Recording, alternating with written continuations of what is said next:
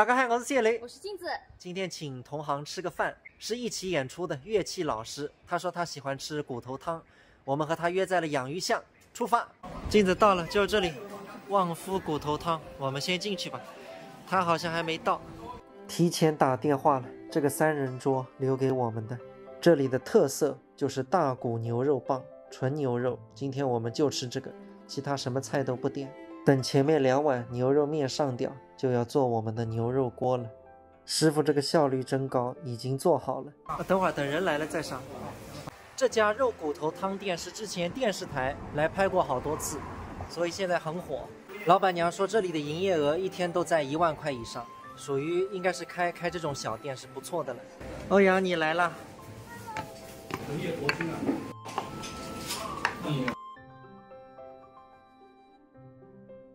还是用手吧，欧阳。这一锅肉168，还送了几个配菜。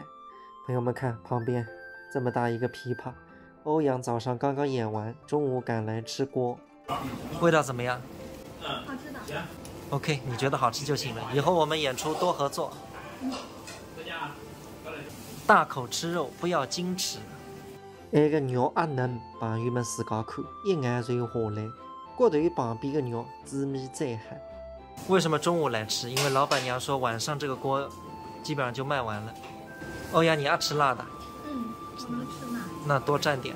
店里的摘包菜来着，特色水炸骨。来，欧阳，吃不完打包啊。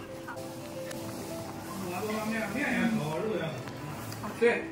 为之下趟能够接到更多的演出，跟美女合作，豁出气势。爽。也是辣也是香。边浪一桌个朋友，再冒2份大班，腰里向继续吃。吃不完打包，不能浪费。欧阳，你晚上慢慢吃啊。现在吃好了，回家。